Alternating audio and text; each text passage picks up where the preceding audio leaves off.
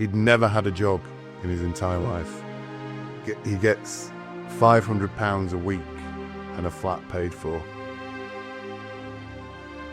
He mentioned he had a customer.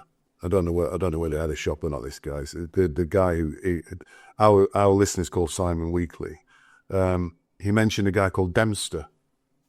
Dempster was a 47-year-old crack addict who was his customer. He'd never had a job in his entire life.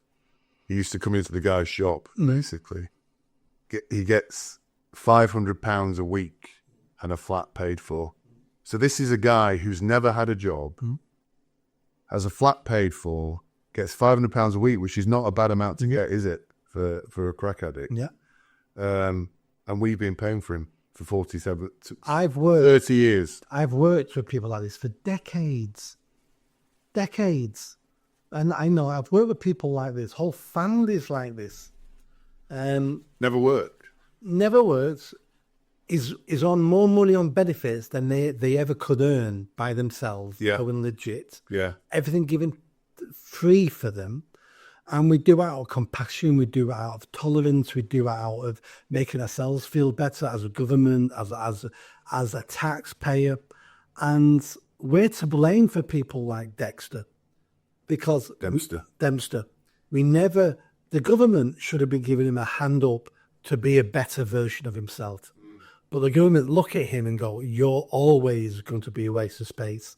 You're always going to be a problem to us. Let's get you on some sort of sick benefit now. You then don't show up in our unemployment figures and we can forget about you forever. And the jobs you should have done, we'll just get a migrant in the country to do it. And we'll just dump him on the scrap heap of life because it was easier for the government to do.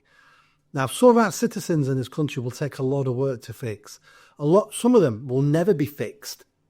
But we never should give up on trying to fix them. And we should never dump our fellow citizens on the scrap heap to be replaced by a foreigner we just let in the country because we need an extra worker.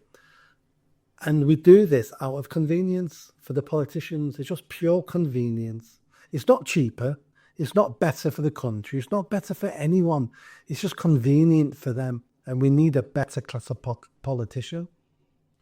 The news just gets worse. The health service, which we know, I don't think anyone's going to be banging pans for the health service ever again, and not surprisingly, it's 18% less productive than before COVID.